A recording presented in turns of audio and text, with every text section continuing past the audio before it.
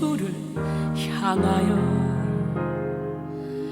흐르는 강물 같아라. 때론 빠르게 때론 느리게 그러나 멈추지 않고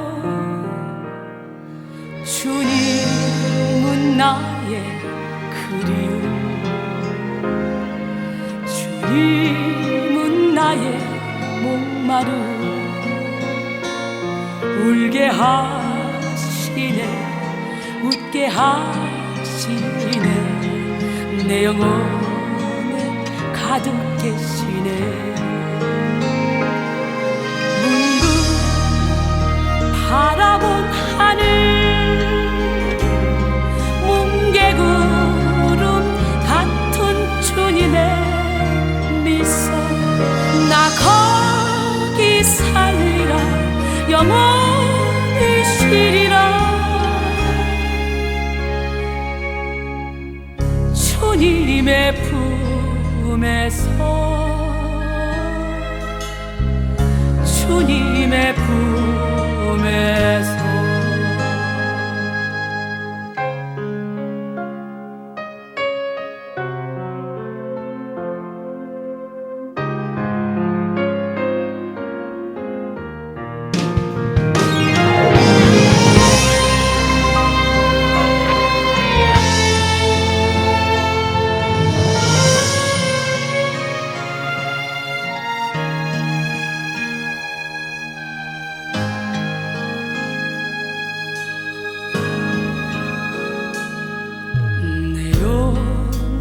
주를 향하여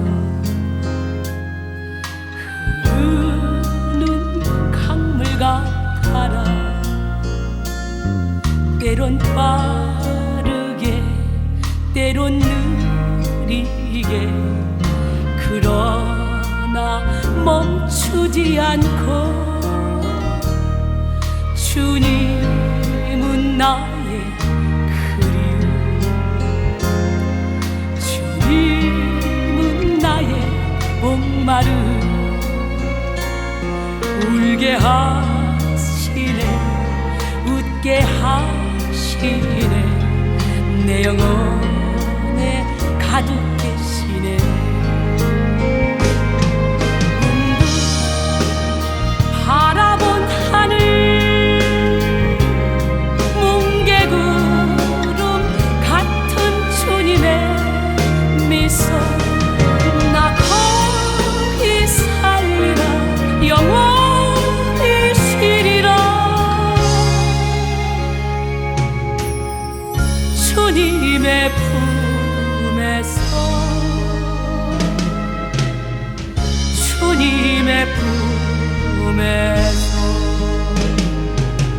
문득 바라본 하늘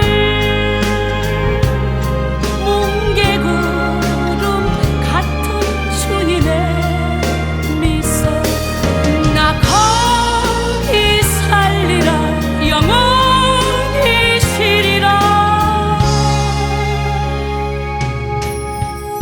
주님의 품에서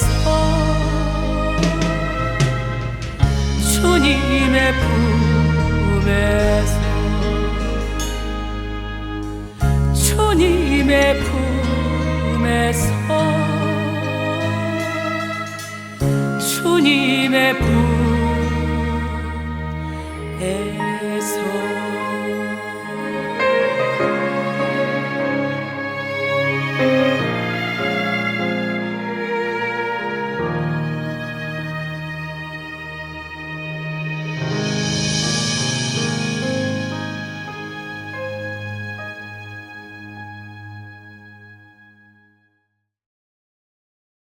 여호수아 1장 7절로 9절 말씀 함께 보겠습니다. 오직 강하고 극히 담대하여 나의 종 모세가 내게 명령한 그 율법을 다 지켜 행하고 우로나 좌로나 치우치지 말라. 그리하면 어디로 가든지 형통하리니 이 율법책을 내 입에서 떠나지 말게 하며 주야로 그것을 묵상하여 그 안에 기록된 대로 다 지켜 행하라. 그리하면 내 길이 평탄하게 될 것이며 내가 형통하리라.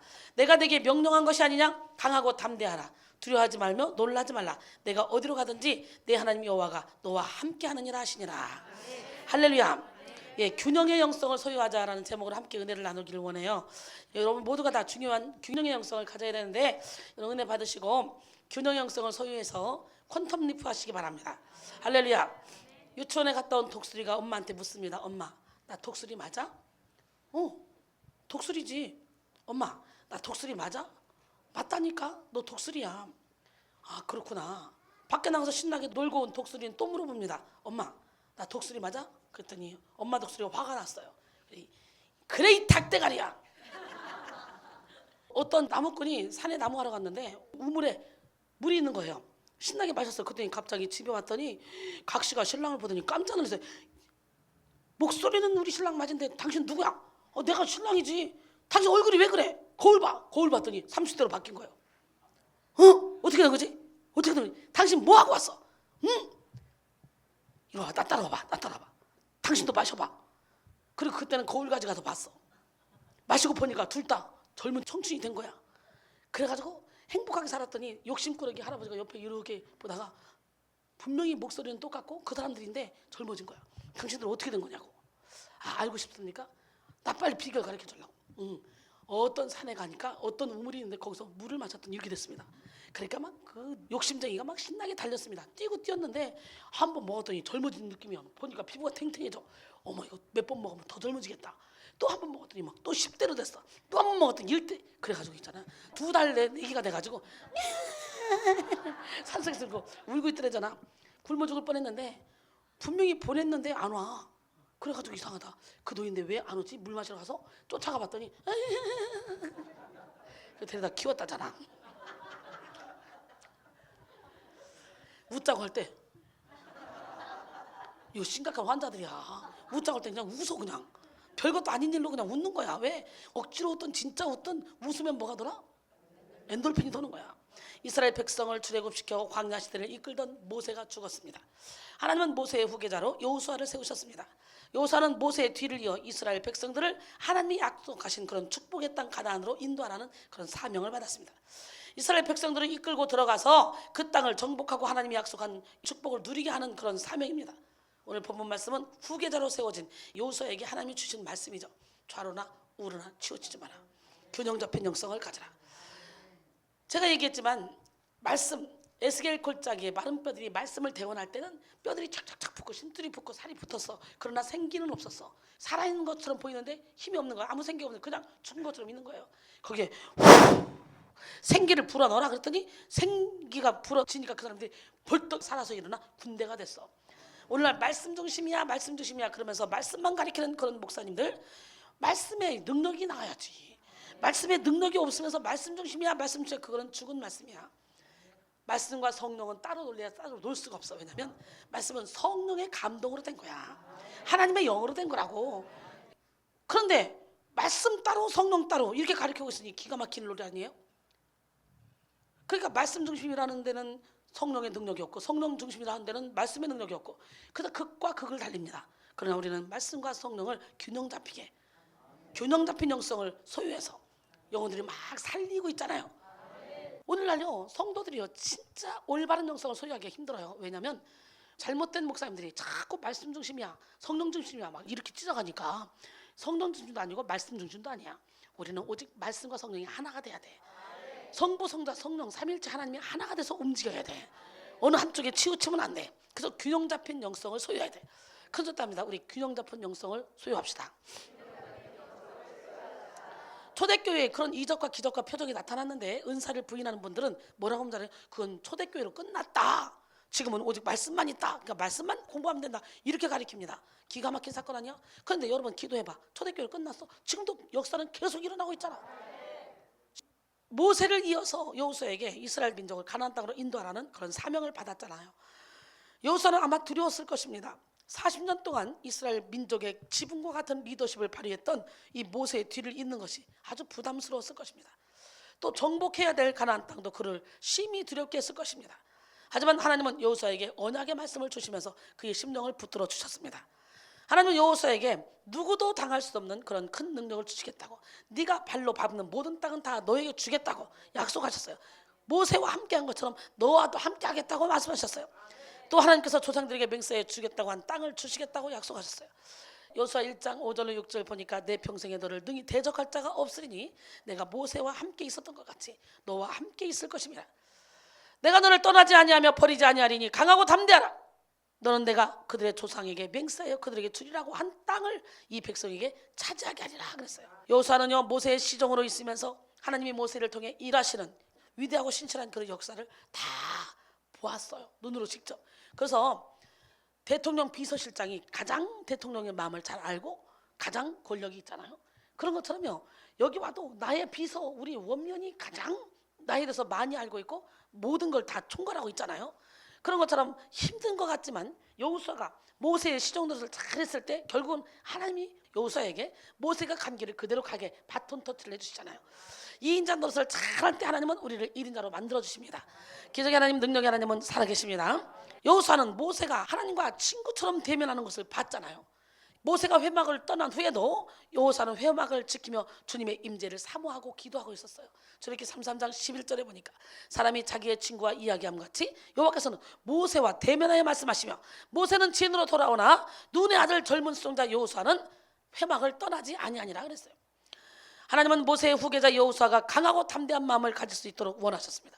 이를 위해 여호수아에게 하나님의 말씀 곧 율법을 다 지켜 행하고 우로나 좌로나 치우치지 말라고 당부하셨어요. 하나님은 영성의 원동력이 말씀에 있음을 강조하시는 거예요.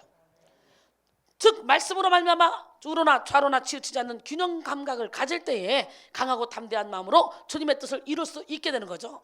할렐루야. 이것을 선포하신 거예요. 이는 오늘날 우리도 마찬가지입니다. 우로나 좌우로나 치우치지 말라 해서 치우치다에 해당하는 히브리어 수루는요 빗나가다, 방향을 돌이키다 이런 뜻으로 말하는 거예요. 그래서 다시 말해 치우치다라는 말은 하나님의 말씀을 엄격히 따르지 않고 이탈되는 상태를 가리키는 거죠. 예, 쉽게 말하면 균형 감각을 잃어버리고 죄에 미혹된 삶을 사는 거예요. 균형은 아름다움의 핵심입니다.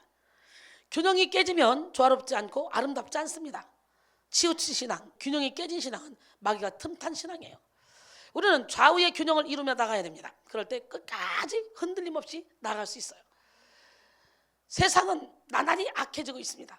미혹의 영인 마귀는요 더욱더 교묘하게 그리스도인들을 공격하고 있습니다. 이럴 때 신앙의 균형을 이루지 못한 사람은 쉽게 넘어지고 말죠. 우리는 말씀으로 말미암는 균형의 영성을 겸비해서 비바람이 불어도 흔들리지 않는 그리스도인이 되어야 됩니다. 균형은 아름다움의 핵심이죠. 난 여러분 모두가 다 치우치지 말고 균형 잡힌 삶을 살기로 합니다. 균형이 깨어지면 조화롭지 않고 아름답지 않습니다. 치우친 신앙, 균형이 깨어진 신앙은 마귀가 틈탄 신앙이에요. 우리는 좌우의 균형을 이루며 살아가야 됩니다. 그럴 때 끝까지 흔들림 없이 나갈 수 있습니다.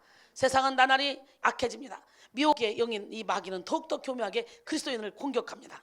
이럴 때 신앙이 균형을 이루지 못한 사람은 시시때때로 쓰러지고 넘어져. 그래서 아직 믿음이 연약한 사람들에게 괜히 아무것도 아닌 말을 살짝 하면 그 사람들이 넘어진다니까. 그래서 여기는 영성 훈련장이기 때문에 다들 각자 조심해야 돼. 조심하지 않으면 막 나도 모르게 내 이론, 내 신앙, 내 잘못된 신앙 가지고 막 얘기하다가 사람들을 힘들게 하고 피곤하게 한다고. 우리 하나님은 살아계신데 난 여러분 모두가 다 지혜로운 성도가 되기를 원합니다. 균형 잡힌 영성을 가지고 있으면 스스로 영혼을 지킬 수 있는데 그렇지 않으면 그냥 한번 이렇게 왔다가 이제 막 환자들이 은혜 받으러 왔다가 이상한 짓 하면 그거 보고 에이 아니네 그러고 돌아갈 수가 있다는 거지. 그렇기 때문에 여러분은 영분별을 가져야 돼요. 신앙의 균형을 이루지 못한 사람은 쉽게 넘어지기 때문에 우리는 말씀으로 말미암는 균형 잡힌 영성을 소유해서 비바람이 몰아쳐도 폭풍과 몰아쳐도 우리는 흔들림 없는 그리스도인이 되어야 됩니다. 역사상 가장 위대한 제국을 하나 꼽으라면 로마 제국을 꼽을 수 있죠. 로마 제국은 지중해 동부 헬레니즘 문화권과 이집트, 유대 서부의 옛 카르타고, 히스파니아 그리고 이 갈리아 등의 기존 영토에 이어서 브리타니아와 라인강 서쪽의 게르마니아 그리고 북쪽의 이 다키아까지 판도를 넓혔습니다. 이런 패권주의는 로마 제국에 막대한 부를 안겨줄 뿐만 아니라 로마 제국의 문화를 고대 지중해 세계에 널리 퍼뜨려서 로마 제국의 건축, 법, 정치, 종교 등이 전해지게 된 거예요. 로마 제국이 각종 전투에서 승리해서 세계를 제패할 수 있었던 데는 많은 요인이 있습니다.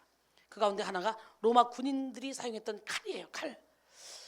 당시 대부분의 나라에서 사용하던 칼의 길이는 1m가 넘는 한쪽에만 날이 서 있는 그런 칼이었습니다. 그에 비해 로마 사람들이 사용하던 칼은요, 글라디우스라고 불리는 짧은 칼입니다. 그 짧은 칼의 특징이 뭐냐? 약 60cm 정도밖에 되지 않는데요, 나중에는 그것이 76cm까지 길이가 길어졌지만 칼의 길이가 짧다 보니 무게가 가볍잖아요. 그러니까 휴대하기가 간편했어요. 그리고 사람끼리 가까이 붙어서 전쟁을 해야 되는 그런 백병전에서는 긴 칼보다 짧은 칼이 훨씬 더 가까이 붙어있는 적군을 찌르는데 유리했다는 거예요. 그리고 그 칼이 가진 또 하나의 특징은 뭐냐? 양쪽에 날이 서 있다는 거예요. 한쪽만이 아니라 양쪽에 날이 서 있기 때문에 베는 동작에서도 2배로 능력을 나타내는 거죠. 아무렇게 그냥 흔들어도 비는 거예요. 한쪽에만 날을 세운 그런 칼보다는 양쪽에 날을 세운 이 칼의 균형이 로마 군대로 하여금 천하무적의 군대가 되게 했고, 그리고 이렇게 로마 군대가 가는 곳곳마다 다 이기게 하는 원동력이 됐다는 거예요. 양쪽에 날을 세운 이 칼의 균형이 전쟁에 능하게 한 것처럼 좌우에 날선 검과 같은 하나님의 말씀은 우리에게 영적 전쟁에서 훌륭한 무기가 됩니다. 그렇기 때문에 영적 전쟁 칠 때 말씀의 검으로 휘둘러야 되고, 예수의 피로 휘둘러야 되고, 예수의 이름으로 휘둘르면 되는 거예요. 단 여러분 모두가 다 좌우에 날선 검을 사용하기를 원합니다.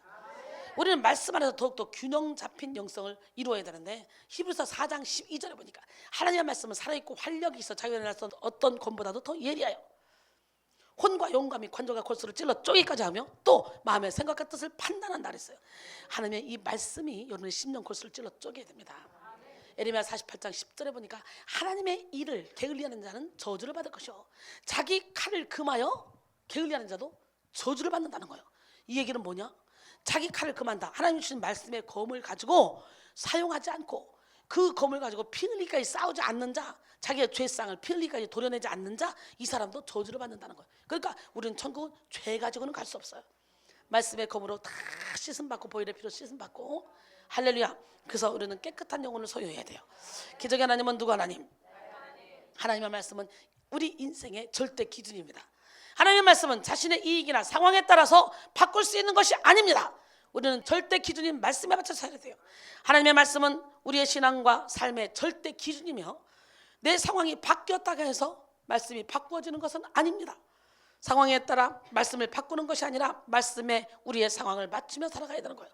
내가 말씀을 읽는 것이 아니라 말씀이 나를 읽는 삶을 살 때에 우리는 좌로나 우로나 치우치지 않는 삶을 살게 되는 거예요. 이단들이요, 말씀의 꼬랑지를 항상 틀어요. 이단들이 다른 게 이단이 아니에요. 말씀의 구절구절 그 요절 거기에 맞는 것만 싹싹 뽑아서 쓰고 막판에 싹 꼬랑지를 틀어요. 그렇기 때문에 영적으로 무식한 사람들은, 말씀에 무식한 사람들은 몰라요. 그 말씀 같아요. 다 말씀 몇 장 몇 절 해놓고 하니까. 그래서 아주 이단들이 더 말씀 공부를 열심히 합니다. 어떻게? 자기들이 좋은 말씀만 딱 뽑아다가 그것만 딸딸딸딸 외우게 시켜서 가서 딸딸딸 말씀으로 대항을 하면, 진짜 정통 교단이라는 성도들은 말씀 공부를 잘 하지 않기 때문에 몇 장 몇 절에 그 말씀이 있네 끌려가기 쉽다는 거지.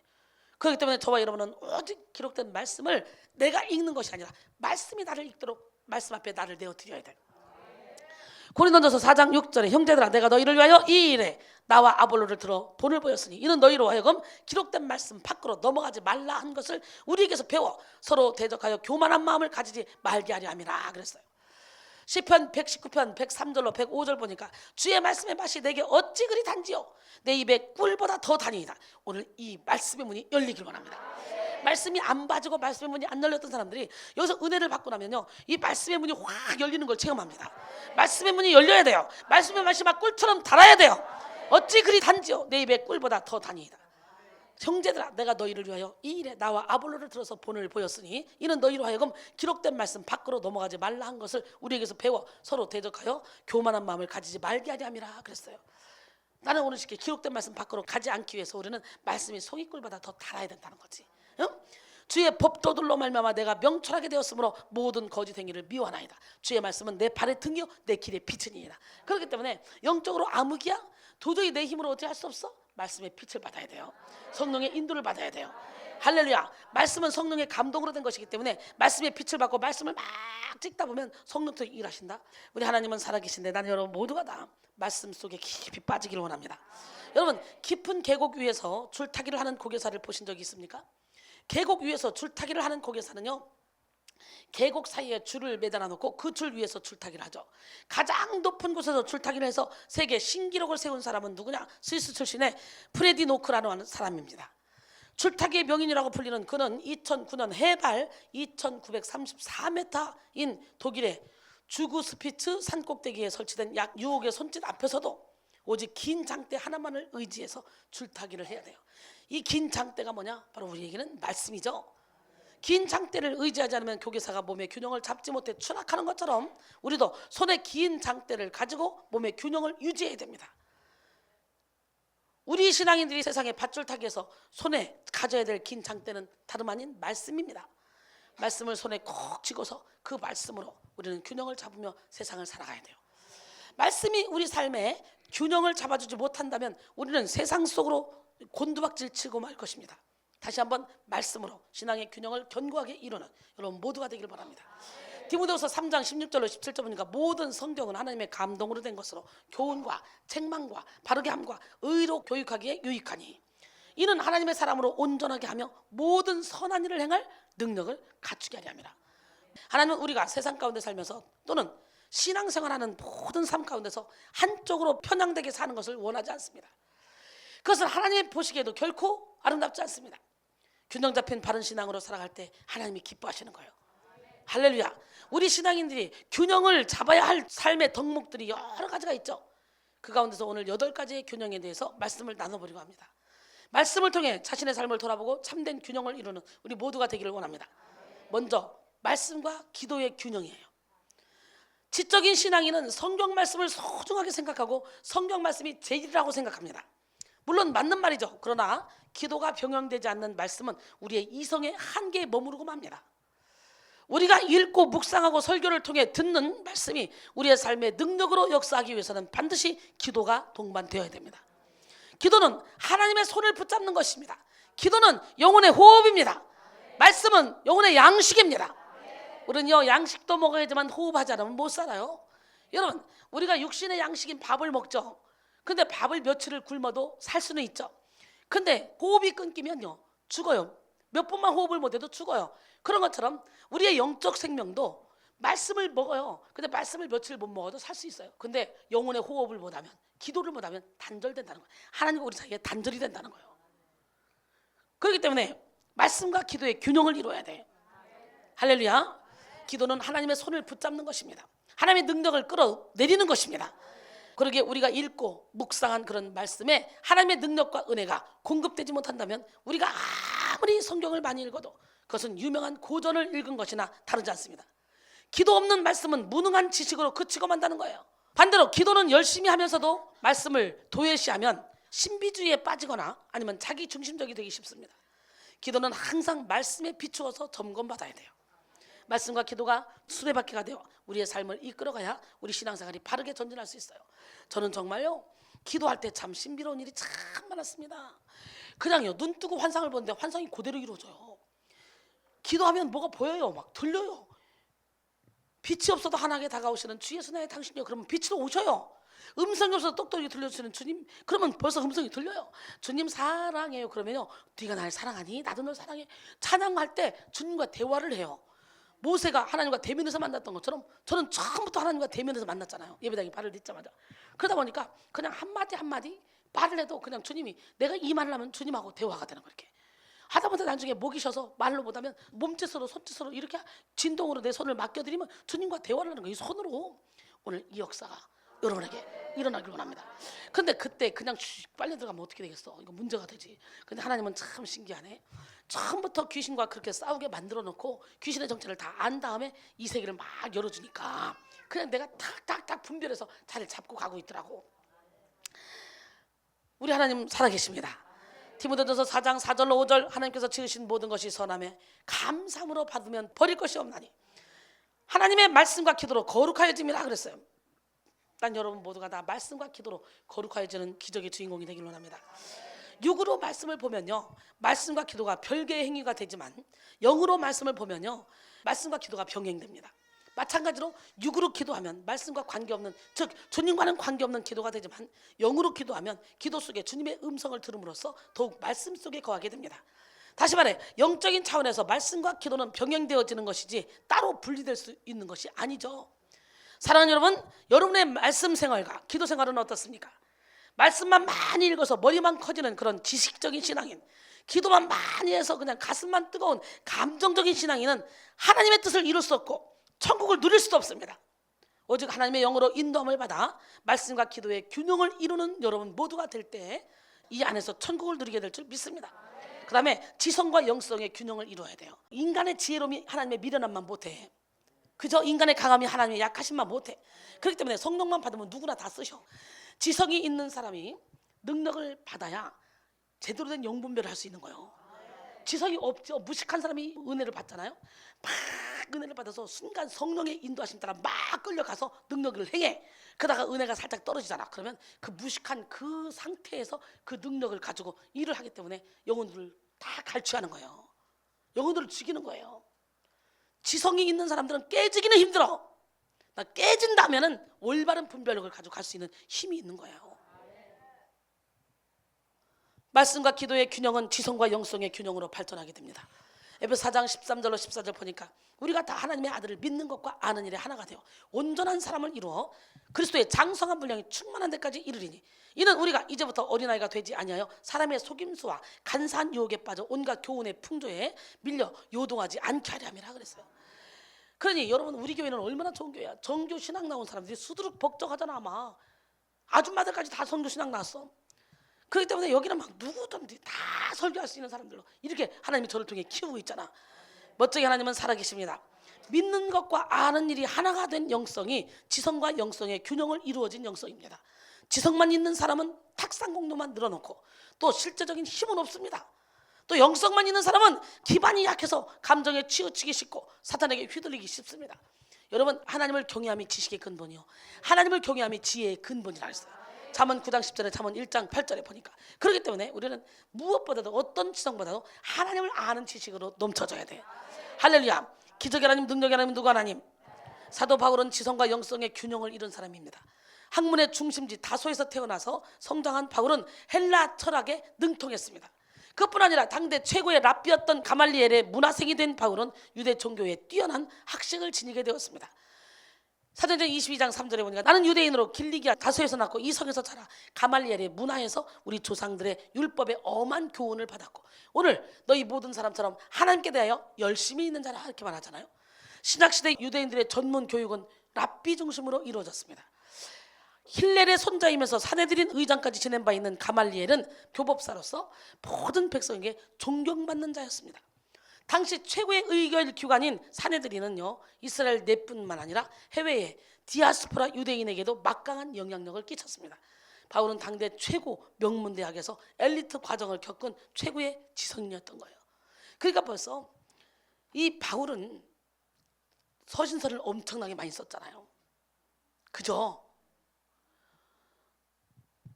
지성이 있었기 때문에 글을 쓸 수 있었어요. 바울의 지성은 담에색으로 가는 길목에서 그리스도 예수를 만남으로 영성으로 균형을 이뤘어. 우리 김선주 집사가 책을 그렇게 많이 읽었다고 하더라고. 그러니까 막 입만 벌리면 막 따다다다다다다 막 정신없이 나오잖아. 그 다음 할 말이 막 줄달아 나온다. 이렇게 줄 쓴대 말이. 그런 것처럼 여러분 책을 많이 읽어서 지식을 쌓아놓으면요 그 다음에 영성이 확 들어가 버리면 하나가 되는 거예요. 어우러서 큰일을 할 수 있는 거예요.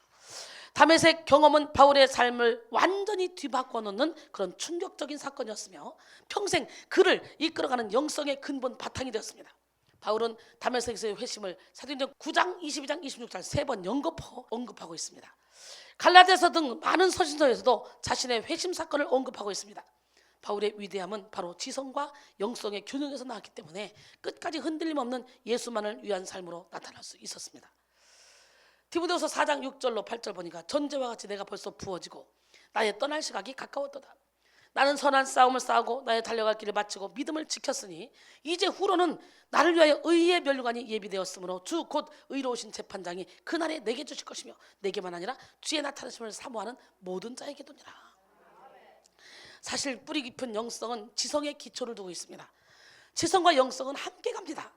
지성의 개발 없이 깊은 영성의 세계에 들어갈 수 없습니다. 지성이란 단순히 지식의 소유를 말하는 것이 아니에요. 지성은 지식을 넘어서는 것입니다. 지성은 의식 능력이고 깨어있는 능력이며 세심한 주의력입니다. 지성은 깊이 보고 본질을 보는 능력입니다. 지성은 영적인 민감성이기도 합니다. 훌륭한 지성은요, 사물을 마음의 창으로 보고 영혼의 창으로 보는 힘입니다. 할렐루야. 기적의 하나님, 능력의 하나님, 누구 하나님? 호세아 6장 1절로 3절 보니까 오라 우리가 여호와께로 돌아가자. 여호와께서 우리를 찢으셨으나 도로 낫게 하실 것이요 우리를 치셨으나 싸매어 주실 것입니다.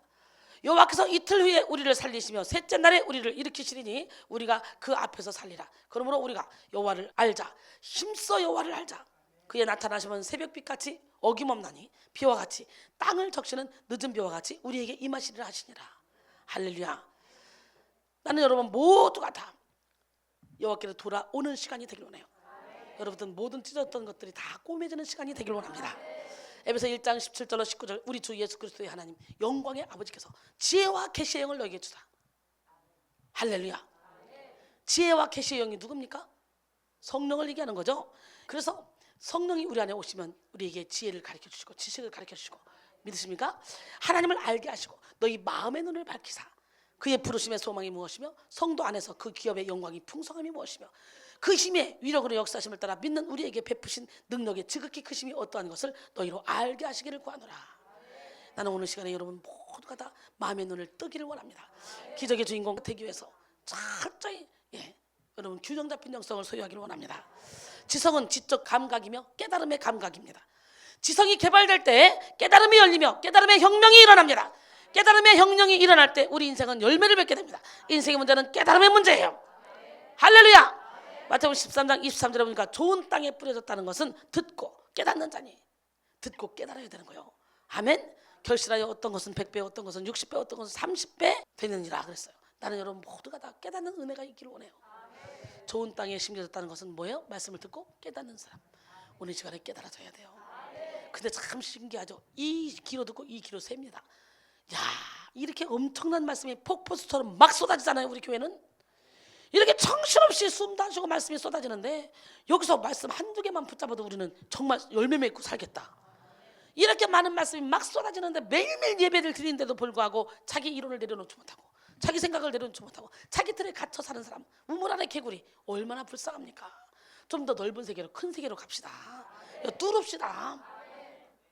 진짜 미모는 속사람을 갖고 와야 되는 거예요. 겉사람 아무리 폼적 갖고 와도 필요 없어요. 이 속사람이 장애인이고 속사람이 죽어있으면 아무런 유익이 없어요. 속사람을 깨워야 돼요. 오늘 속사람이 거듭나기 위해서 마음의 눈을 밝혀줘야 돼. 그래서 그의 부르심의 소망이 무엇이며 성도 안에서 그 기업의 영광의 풍성함이 무엇이며 그의 힘의 유력으로 역사하심을 따라 믿는 우리에게 베푸신 능력의 지극히 크심이 어떠한 것을 알게 하시기를 구하노라 그랬어요. 오늘 지혜와 계시의 영이 임하셔서 이 모든 것을 알게 되기를 원합니다. 하나님이 우리에게 예비한 모든 것을 보고 듣고 깨달을 수 있기를 바랍니다. 그래서 하나님이 사랑하는 자들을 위하여 예비하신 모든 것은 눈으로 보지 못하고 귀로도 듣지 못하고 사람의 마음으로도 생각하지 못했던 것 같으니라. 그러나 진리의 성령이 이것을 밝혀준다는 거네. 그렇게 지혜와 계시의 영이 우리에게 오면 하나님이 예비하신 그 모든 축복을 다 받아들일 수 있는 거예요. 봐요. 여기서 지금 하나님이 자꾸 각종 은사를 여기 가지고 계셔. 그분 보화를 가지고 계셔. 지금 여러분 눈앞에 이거 받아라 그래. 근데 여기 눈이 안 열려서 못 보는 거예요. 이게 열리면 어떻게 막 정신없이 막 취하지. 안 열리니까 못 받는 거예요. 항상 우리 하나님은요 여러분에게 모든 것을 다 주길 원하셔. 문제는 뭐예요? 여러분이 지금 하나님과 막힌 담, 죄로 인해서 막힌 담이 있어서 우리가 받지 못하는 거고 내가 깨닫지 못해서 받지 못할 뿐이지. 그러니까 나 우울증 왜 안 고쳐져요? 이미 하나님은 고쳐줬어. 고쳐주려고 하나님 여기까지 보냈어. 그러면 어떻게 돼? 내가 마음을 굳건하게 딱 먹어야 돼. 나는 이미 고침 받았어. 내 안에 계신 주님이 사탄을 이겼어. 나는 이제 우울증 끝났어. 그리고 말씀대로 기쁘게 즐겁게 행복하게 살기로 결단하고 가면 그 우울증이 어떻게 나를 질질 끌고 다닙니까? 내가 생각을 빼앗기니까 그런 거예요. 내가 아까도 얘기했잖아. 할 일 없는 사람들이 우울증 걸려. 생각해봐. 바쁘게 살아봐. 먹고 살기 바빠봐. 그런 거 생각할 겨를이 어디냐. 나는 문자 읽을 시간도 없고 거기다가 답장해줄 시간도 없는 거예요. 그렇게 나는 단답형으로 그냥 이모티콘 하나 딱 보내주고 말잖아. 사랑 안 해서가 아니에요. 정신이 없어요. 설교 준비하고 설교 준비 설교. 그러니까 그 집중하다 보니까 다른 일 아무것도 할 수 없어. 그러니 어떻게 우울증 걸릴 시간이 어딨냐. 나는 오늘 시간에 여러분 모두가 다 하나님의 말씀을 보느라고, 기도하느라고, 선한 일 하느라고, 교회에 충성하고 봉사하느라고 바빠서 우울증 걸릴 시간이 없기를 원합니다.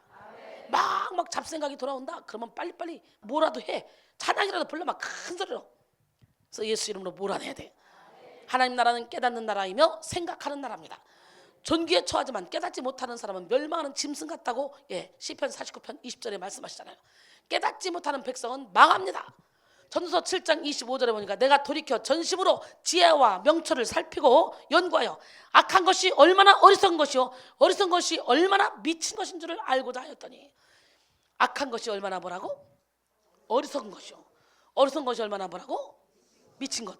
그 오늘날 얼마나 악한 사람들이 많이 있습니까? 이 사람들은 어리석은 사람들이고 이 사람들은 미친 사람들이에요. 나는 여러분 모두가 다 선하게 살기를 원합니다. 깨닫지 못하면요 절대로 치유받지 못합니다. 마태복음 13장 14절로 16절 이사야의 예언이 그들에게 이루어졌으니 이르렀으되 너희가 듣기는 들어도 깨닫지 못할 것이요 보기는 보아도 알지 못하리라. 이 백성들의 마음이 완악하여져서 그 귀는 듣기에 둔하고 눈은 감았으니 이는 눈으로 보고 귀로 듣고 마음으로 깨달아 내게 돌이켜 내게 고침을 받을까 두려워함이라 하였느니라. 그러나 너희 눈은 봄으로 너희 귀는 들음으로 복이 있도다. 옛적의 선자와 의인들도 너희가 보는 것들을 보고자 해도 보지 못했고 너희가 듣는 것들을 듣고자 해도 듣지 못했느니라. 17절은 그렇게 말씀하십니다. 그렇기 때문에 정말 영의 눈이 뜨여서 우리는 봐야 되는데, 마음과 귀 할례 받지 못한 자, 목이 곧은 자, 완악한 자, 이런 사람은 하나님이 일부러 다 닫아놓고 못 보게 했다는 거예요. 오늘 여러분 영적인 문둥병 환자가 있다면 오늘 돌이켜 회개하셔서 하나님이 지혜의 계시를 주셔서 하나님이 예비하신 모든 축복을 받는 지혜로운 성도가 되기를 원합니다. 그러므로 우리는 깨닫기를 힘써야 됩니다. 그리고 지성 개발을 통해 깨달음을 갈망해야 됩니다. 지성이 개발된 사람은요 작은 들풀 하나가 떨어질 때 우주가 떨리는 것을 봅니다. 작은 씨앗 속에서 수많은 열매를 봅니다. 씨앗 하나를 심으면서 거대한 숲을 봅니다. 작은 물방울에서 대양을 봅니다. 모래 하나 속에서 영혼을 보는 것입니다. 지성이 개발된 사람은 누구보다도 많은 것을 깨닫습니다. 그 사람의 세계는 누구의 세계보다도 더 풍부합니다. 그리스도인이 추구하는 지성의 극치는 하나님을 아는 지식에 있습니다. 할렐루야. 하나님께 영광 돌리는데 지성이 쓰임받을 때 귀한 지성이 되는 거예요. 참된 지성은 말씀으로 훈련된 지성입니다. 잠언 1장 7절에 여호와를 경외하는 것이 지식의 근본이거늘 미련한 자는 지혜와 훈계를 멸시하느니라. 히브리서 5장 14절에 보니까 단단한 음식은 장성한 자의 것이니 그들은 지각을 사용함으로 연단을 받아 선악을 분별하는 자들이니라. 지각이 개발된 성도는요 분별력이 있습니다. 분별력이 있는 성도는요 지혜가 있고 흔들리지 않는 자리에 이르게 됩니다. 지성이 깊어질 때 훈련된 감성을 만들어내며 쉽게 요동하지 않는 풍부한 감성을 가지게 됩니다. 우리는 영적인 차원에서 지성을 개발하고 그리고 지성적 차원에서 영성을 개발해야 됩니다. 지성과 영성의 조화를 이루는 우리 모두가 되기를 소원합니다. 셋째로 하나님 사랑과 이웃 사랑의 균형을 갖춰야 돼요. 너무도 많은 사람들이 작대기만 들고 다녀요. 작대기. 여러분들도 작대기 많이 들고 다니지. 사람들이 그러더라고. 하나님께 헌금하는 건 안 하는데 나 뭐 밥 사 먹어라 뭐 해라 이건 잘하더라고. 참 신기하더라고. 그게 왜 생색내고 싶은 거예요. 하나님은 눈에 안 보이고 사람은 눈에 보이니까 사람들에게는 막 생색내고 싶은 거예요. 물론 하나님께도 하고 사람에게도 해야 돼. 그 먼저 하나님이 우선이라는 거예요. 이걸 알아야 돼. 근데 하나님께는 인색하게 예물을 드리면서 막 사람들끼리는 막 사주고 먹여주고 막 이런 거 참 잘하는 사람 참 많습니다. 여러분 잘 생각해봐. 여러분은 어떤지. 그래서 여러분 작대기만 들고 다닐 바에는 하나님께 작대기 들고 다니는 게 1번이다. 그러나 작대기 들고 다니고 하나님 기뻐하지 않는다. 하나님 사랑, 이웃 사랑, 십자가를 들고 다녀야 돼. 옆 사람 바로 우리 십자가를 들고 다닙시다. 십자가를 들고 다녀야 돼요. 십자가. 하나님을 먼저 사랑하고 하나님이 귀하게 쓰는 주의 종도 사랑하고 그래서 이 일을 함께 이루어갈 때 균형 잡힌 영성을 가진 사람이 되는 거예요. 할렐루야. 하나님을 바라본다면서 이웃을 바라볼 줄 아는 눈을 잃어버린다면 그것은 결코 바른 신앙이 아니죠. 신앙은 하나님을 바라보면서 시작하지만 그 눈이 이웃을 보지 못한다면 그것은 하나님을 보지 못하는 거나 똑같은 거예요. 마가복음 12장 28절로 31절 보니까 서기관 중 한 사람이 그들이 변론하는 것을 듣고 예수께서 잘 대답하신 줄을 알고 나와 묻되 모든 계명 중에 첫째가 무엇이니까? 예수께서 대답하시되 첫째는 이것이니 이스라엘아 들으라. 주 곧 우리 하나님은 유일한 주시라. 내 마음을 다하고 목숨을 다하고 뜻을 다하고 힘을 다하여 주 너희 하나님을 사랑하라 하신 것이요. 둘째는 이것이니 내 이웃을 내 자신과 같이 사랑하라 하신 것이라. 이보다 더 큰 계명은 없느니라. 결국은 10계명이 이렇게 하나님 사랑 이웃 사랑이잖아요. 그렇기 때문에 우리가 예수님의 사랑을 가지고 사랑의 너비와 길이와 높이와 깊이를 깨달아 사랑으로 충만해지잖아요. 그러면요 이 10계명 저절로 지켜져요. 저절로 된다니까. 내가 율법을 지켜야지 노력한다고 지켜지는 게 아니에요. 인간은 율법을 지킬 수 없어요. 왜? 육의 몸을 갖고 있잖아. 죄 지키 딱 좋은 환경을 가지고 있단 말이지. 그런데요 예수님의 사랑이 나를 강권해버리면 저절로 율법을 지켜주는 거예요. 오히려 말씀대로 살지 않는 것이 더 힘들어진다는 거예요. 할렐루야. 마태복음 25장 24절에 보니까 이에 임금이 대답하여 이르시되 내가 진실로 너에게 이르노니 이 지극히 작은 자 하나에게 하지 않은 것이 곧 내게 하지 아니한 것이다. 그렇게 양과 염소를 가를 때에 하나님은 지극히 작은 자 하나에게 하지 않은 것이 내게 하는 것이다. 지극히 작은 자 하나에게 한 것이 내게 한 것이다. 그리고 양과 염소를 가르잖아요. 요한일서 3장 14절로 15절 보니까 우리가 형제를 사랑함으로 사망에서 옮겨 생명으로 들어간 줄 알거니와 사랑하지 아니하는 자는 사망에 머물러 있느니라. 그 형제를 미워하는 자마다 살인하는 자니 살인하는 자마다 영생이 그 속에 거하지 아니하는 것을 너희가 아는 바라. 우리가 예수를 믿으면 우리는 하나님을 너무 사랑하잖아. 하나님을 너무 사랑하기 때문에 예수를 믿는다고 여기 오잖아. 근데요 여기까지는 좋았어. 근데 하나님 사랑은 저절로 되는데 이게 안 되는 거야. 이게 수평적인 사랑, 이웃 사랑이 안 되는 거야. 그러니까 이기적이야. 자기중심적이야. 우리는 이웃과 형제의 모습 속에서 주님의 모습을 봐야 돼요. 하나님만 사랑하고 이웃을 돌아보지 않는 사람은 진정으로 하나님을 사랑하는 사람이 아닙니다. 또한 이웃만 사랑하고 하나님께 소홀히 하는 사람도 이웃을 사랑하는 것이 아닙니다. 그래서 하나님 없는 사랑 아무것도 아닙니다. 하나님의 사랑이 없는 이웃 사랑, 이웃 사랑이 없는 하나님 사랑, 이거는 결국 이기적인 자기 사랑일 뿐 아무것도 아니에요. 우리는 하나님을 사랑하고 하나님을 사랑하기 때문에 나를 사랑하고 내 이웃을 내 몸과 같이 사랑하라 했잖아. 나만 사랑하는 것은 죄입니다. 그러나 네 이웃을 내 몸처럼 사랑하기 위해서는 먼저 나를 사랑해야 되겠죠. 오늘 나를 사랑하지 않는 사람들, 오늘 하나님 나를 사랑할 수 있는 마음을 주세요. 나와 막힌 담을 허물어 주세요. 그리고 이웃과 막힌 담을 허물어 주시고, 그리고 하나님과 막힌 담을 허물어 주셔서 모든 것이 형통하게 진리 안에 자유 가운데 살아갈 수 있도록 도와주세요. 이 고백이 여러분의 고백이 되어야 될 줄 믿습니다. 12장 14절에 모든 사랑과 더불어 화평함과 거룩함을 따라 이것이 없이는 아무도 주를 보지 못하리라 그랬어요. 할렐루야. 이웃에 대한 사랑은 하나님의 사랑을 체험했다는 그런 기쁨에 찬 확신의 반사적인 행동입니다. 내가 하나님 사랑 체험해봐요. 저절로 이웃 사랑 하게 된다니까. 기적의 하나님, 능력의 하나님은 누구 하나님? 그 하나님은 살아계셔요. 우리는 오늘 같은 이 설교는요 수천 번 수만 번 들어야 돼요. 균형 잡힌 영성을 우리는 가져야 돼요. 마음속에 부어진 하나님의 사랑이 우리로 하여금 이웃에 대한 그런 사랑과 용서의 삶을 살게 합니다. 존 웨슬리는 하나님의 사랑이 이타적인 이웃사랑을 실천하는데 필수적인 요소라고 했습니다. 또 믿음 안에서 인식되고 체험된 하나님의 사랑의 결과가 이웃사랑이라고 말했습니다. 또 오늘 이 시간에 하나님을 사랑하는 사람은 즉 이웃을 사랑하지 않을 수 없고 이웃을 사랑하는 사람은 하나님을 사랑하지 않을 수 없게 이렇게 하나님 사랑 이웃사랑은 우리가 해야 될 것이야. 꼭 하나님으로부터 사랑을 받는 믿음이 없이는요 사랑도 없으며 마찬가지로 사랑을 실천적으로 전달하지 않는 믿음도 없는 것입니다. 뜨겁게 하나님의 사랑을 받고 하나님의 사랑을 드림으로 이웃을 사랑하는 여러분 모두가 되기를 원합니다. 할렐루야. 넷째로 현실과 천국 사이에서 균형을 이루어야 돼요.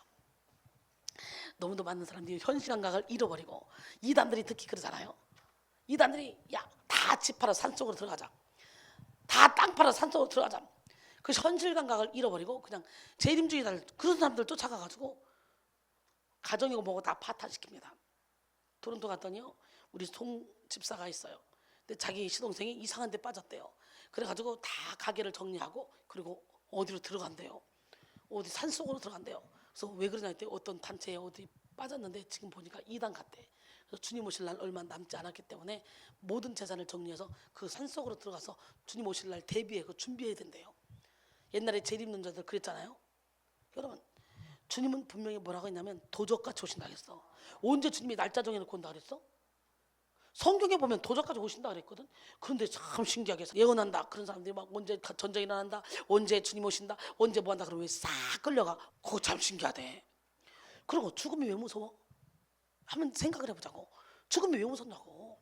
육신의 장막째 벗으면 영원한 집이 날 기다리는데, 내가 스스로 목숨을 끊으면 지옥 가지만 죽고 싶어도 못 죽어. 우리는 그잖아요. 내 맘대로 생명줄 끊지 못합니다. 죽고 싶어도 죽을 수 없는 이 몸, 그냥 전쟁이라서 총 한 번 팡에 그냥 팍 가서 천국 가 있어. 이거 좀 이것처럼 행복한 게 어딨냐. 생각해봐. 그러니까 여러분들이 내세에 대한 그런 확신이 없기 때문에 그래. 구원의 확신이 없기 때문에. 그러니까 자꾸 눈에 보이는 걸 쫓아가기 때문에 우울증이 오는 거예요. 자꾸 눈에 보이는 걸 쫓아가니까 뭘 잡으려고 하니까 힘든 거예요, 인생이. 그냥 주님이 한 날 괴로우면 그날이 족하대요. 내일 일은 내일이 염려할 것이오. 마태복음 6장 33절에 보니까 먹을 거 마실 거 입을 거 염려하지 말래. 먼저 그의 나라와 그의 의를 구하면 하나님이 다 주신다네. 이 하나님을 못 믿으니까 여러분이 자꾸 두려운 거야. 왜 못 믿어 도대체? 야, 신기하네. 우리의 신앙은요, 천국을 바라봅니다. 우리의 시민권은 천국이에요. 천국을 바라보며 살아가는 우리의 신앙이라 하더라도 오늘 우리에게 주어진 삶을 외면하면 안 된다는 거예요. 마라나타, 주 예수여 어서 오시옵소서 하면서도 간절히 기다리면서도 오늘 우리가 살아가야 될 삶에서 최선을 다해 살아가야 되는 거예요. 보따리 싸가지고 산으로 들르고 가지 말고. 어떤 사람들은, 돈 많은 사람들은요, 지하에 뭐 벙커를 파가지고 지하로 들어간다며. 아니 그래가지고요, 지하 잠수함 타고 들어가서요, 지하에 딱 집을 만들어 거기서 궁전처럼 거기서 산다네. 일단 재산 쫙 가지고 다 들어가서 현실 세계를 못 보고 물속에서 왜 그러고 살아? 참나 별일이나 봐. 하기야 물속도 들어가니까 좋긴 하더라. 막 붕어들도 있고 뭐. 기적의 하나님은 누구 하나님? 다시 오실 주님을 무시하고 오늘의 삶만을 붙잡고 사는 그것도 바른 신앙이 아닌 것처럼, 주님 오실 날만 손꼽아 기다리면서 오늘의 삶에 성실하지 못한 것도 바른 신앙이 아니라는 거야. 무슨 얘기인지 알겠어? 우리는 현실에 충실하며 살아야 됩니다. 필립보 1장 20절로 26절, 나의 간절한 기대와 소망을 따라 아무 일에든지 부끄러워하지 아니하고 지금도 전과 같이 온전히 담대하여 살든지 죽든지 내 몸에서 그리스도가 존귀하게 되게 하려 하나니 이는 내게 사는 것이 그리스도니 죽는 것도 유익함이라. 그러나 만일 육신으로 사는 이것이 내 일의 열매일진데 무엇을 택해야 할는지 나는 알지 못하노라. 내가 그 둘 사이에 끼었으니 차라리 세상을 떠나서 그리스도와 함께 하는 것이 훨씬 더 좋은 일이라. 그렇게 하고 싶으나 내가 육신으로 있는 것이 너희를 위하여 더 유익하니라. 내가 살 것과 너희 믿음의 진보와 기쁨을 위하여 너희 무리와 함께 거할 이것을 확실히 아노니 내가 다시 너희와 같이 있으므로 그리스도 예수 안에서 너희 자랑이 나로 말미암아 풍성하게 하려 함이라 그랬어요. 할렐루야. 영적인 사람은 현실에서 최선을 다해 살아갑니다. 기적의 하나님, 능력의 하나님, 살아계신 하나님, 누구 하나님? 영적인 사람은 현실에서 최선을 다한다는 거예요. 현실에 안주하지 마. 내가 주어진 그 시간 안에서 최선을 다해 살아가는 거야. 하늘의 상급을 쌓는 거야. 국가를 책임지는 대통령이 3명 있다고 합시다. 그 중에 한 대통령은 최선을 다하고, 한 대통령은 적당히 하고, 한 대통령은 자기 사리 사욕을 채우는데 급급했다고 합시다. 어느 나라가 발전하겠습니까? 응? 어느 나라 국민이 착취를 당하고 고통스럽겠습니까? 최선을 다하는 것에는 그에 따른 열매가 있습니다. 최선을 다하여 최상급의 열매를 맺는 우리 모두가 되기를 원합니다. 그래서 자신도 만족스럽고 이웃에게도 유익하게 하는 기적의 주인공이 되기를 소원합니다. 그럴 때 하나님께 영광 돌리는 삶을 살 수 있는 거예요. 반대로 자기가 할 수 있는 일을 다 하지 않으면 다른 사람이 그만큼 괴롭게 되는 거예요. 자기 자신이 마음에 흡족하지 않아서 만족이 없어요. 자기 자신도 하나님의 영광을 가리게 되는 거예요. 그래서 영적인 사람은요, 천국을 사모하기 때문에 현실에서 최선을 다해서 먹든지 마시든지 주님의 영광을 위해서 합니다. 천국을 사모하는 사람은 현실에서 죽음을 뛰어넘는 최선을 다해야 됩니다. 에스더는 페르시아 왕비로 있으면서 죽음을 각오하고 왕 앞에 나가서 자기 백성을 위해서 간청을 했습니다. 다니엘은 사자굴 속에서 죽을 것을 알면서도 변함없이 감사와 기도를 하나님께 드리잖아요. 베드로는 십자가에 거꾸로 못 박혀 순교했고, 바울은 감옥 생활을 수도 없이 하고 단두대에서 순교했습니다. 초대교회 성도들은요, 복음을 전하면 죽을 수 있는 그런 상황 가운데서도 어디를 가든지 담대하게 복음을 증거했어요. 그러나 천국을 사모하지 않는 사람들은 현실에 묶여서 살아갑니다. 라오디게아 교인들이 그랬잖아요. 라오디게아 교회는 세상적으로 보면요, 아주 부유했습니다. 그래서 그들은 세상 안일에 빠져서 예수님에 대한 그런 신앙이 미지근했어요. 오늘날 교회에 다닌다고 하는 썬데이 크리스찬들, 그런데도 사업은 잘 돼, 하는 건 잘 돼, 이런 사람들이 라오디게아 교인 출신들이나 똑같아요. 많은 사람들이 어렵고 힘들 때는 힘을 다해 하나님을 섬기다가 뭔가 하나님이 축복을 내려주면요, 교만해집니다. 그때부터 점점점 하나님과 멀어지고 점점점 기도수가 줄어들어요. 현실에 치우쳐서 천국 신앙을 잃어버리는 거죠. 혹시 여러분 중에 현실에 치우쳐서 천국 신앙을 잃어버린 사람이 있다면 예수님의 음성을 듣고 천국 신앙을 회복하는 지혜로운 성도가 되기를 원합니다. 할렐루야. 내가 내 행위를 아노니 내가 차지도 아니하고 뜨겁지도 아니하노라. 내가 차든지 뜨겁든지 하기를 원하노라. 내가 이제같이 미지근하여 뜨겁지도 아니하고 차지도 아니하니 내 입에서 너를 토하여 버리라. 내가 말하기를 나는 부자나 부유하여 부족한 것이 없다 하나 내 곤고한 것과 가련한 것과 가난한 것과 눈먼 것과 벌거벗은 것을 알지 못하는도다. 내가 너를 권하노니 내게서 불로 연다는 금을 사서 부유하게 하고 흰옷을 사서 입어서 벌거벗은 수치를 보이지 않게 하고 안약을 사서 눈에 발라 보게 하라. 무릇 내가 사랑하는 자를 책망하여 징계하노니 그러므로 내가 열심을 내라 회개하라. 그래놓고 20절에 보니까 볼저다 내가 문 밖에서 문을 두드리니 누구든지 내 음성을 듣고 문을 열면 내가 그에게로 들어가 그와 더불어 먹고 그는 나와 더불어 먹으리라. 오늘 이 시간에 주님이 문 밖에서 여러분을 놓고 합니다. 여러분이 지금 하나님을 믿는다고 여기 앉아있지만 생각은 딴 데가 있고 잡생각 있고 우상이 가득한 사람도 많습니다. 그렇기 때문에 하나님이 놓고 해도 하나님 지금은 아니거든요. 지금은 오시면 안 되거든요. 지금 주님이 오신다면 여러분 어떻게 할 건데? 여러분 빨리 기름 준비하세요. 천국 신앙을 가진 사람은 현실에서 최선을 다하며 현실에 발목 묶여서 천국을 잃어버리지 않습니다. 그 어떤 장애물도 막을 수 없는 극도의 최선으로 현실을 살아내며 천국을 꿈꿉니다. 인도의 성자라고 불리는 썬다시는요 25달 25세 되던 해 히말라야 산맥을 넘어서 일름이라는 지역에 들어가 전도를 했습니다. 그는 복음을 전도하는 도중에 붙잡혀 감옥에 들어갔어요. 갖은 고문을 받게 됐습니다. 하지만 썬다시는 조금도 굴복하지 않았고 오히려 주님 때문에 받는 고난을 기뻐하며 밤에는 날이 새도록 찬송을 불렀고 낮에는 작은 창문을 통해 설교를 했습니다. 이 사실을 들은 재판장이 그의 손과 발을 나무판에 묶은 채 뜨거운 태양이 장렬하는 시장바닥에 데려다 놓았다 그래요. 사람들이 썬다싱에게 몰려와 돌을 던지며 욕을 막 퍼붓습니다. 그리고 승려들이 수십 마리의 거머리를 썬다싱의 몸에 막 쏟아 부었습니다. 거머리는 썬다싱의 피를 빨아먹으며 피부 속으로 막 파고 들어갔습니다. 그러나 썬다싱은 그 극심한 고통 가운데서도 찬송을 부르며 복음을 전했습니다. 후에 그의 전도 사역은 세계로 뻗어가게 됐고 그는 온 세상을 다니며 복음을 전하게 됐습니다. 그 어떤 역경도 천국을 사모한 썬다싱을 막을 수는 없었던 것입니다. 누가 우리를 그리스도의 사랑에서 끊으리요? 환난이나 공고나 박해나 위험이나 기근이나 적시나 칼이라 사망이나 생명이나 천사들의 권세나 현대의 당력이나 능력이나 높음이나 깊음이나 다른 어떤 피조물도 우리를 그리스도의 사랑에서 끊을 수 없다는 거예요. 난 여러분이 그런 믿음을 갖기를 원합니다. 사도 바울은 이렇게 맡은 자들에게 구할 것은 충성이라 그랬어요. 천국을 사모한다면 지금 맡은 일이 크든 작든 최선을 다해서 충성하십시오. 그리고 어떤 역경에도 굴하지 말고 사명을 감당하십시오. 죽으면 죽으리라 결단하고 표대를 향해 달려갈 때 우리는 하나님의 능력으로 모든 것들을 넉넉히 이길 수 있게 됩니다. 참 신기하잖아요. 제가 이렇게 오로지 미친 듯이 하나님 한 분만 바라보고 달려가고 있습니다. 근데 제 인생이 너무너무 행복합니다. 신기하지 않습니까? 어떻게 행복할 수 있을까? 그렇게 좋아하는 세상을 다 끊었는데 그렇게 좋아하던 하다못해 찜질방 목욕탕도 안 가. 시간 아까워서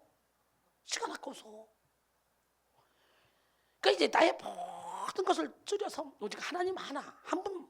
그래 내가 먹든지 마시든지 입든지 화장을 하든지 하나님의 영광을 위해서 하잖아. 내가 화장도 하잖아요. 집회 나오기 직전에 하고 집회하고 나면 딱 지워버리고 옷 입고 딱 여기서 설교하지 딱 들어가면 바로 잠옷으로 확 바꿔 입어. 시간도 안 걸려. 진짜 저를 보면 여러분이 먹든지 마시든지 무엇을 하든지 하나님의 영광을 위해서 하는구나 느껴지잖아요. 정말 먹기 싫어도요 어떻게 할 수가 없어. 설교하려면 체력이 딸리니까 억지로라도 그냥 먹어야 되는 거예요.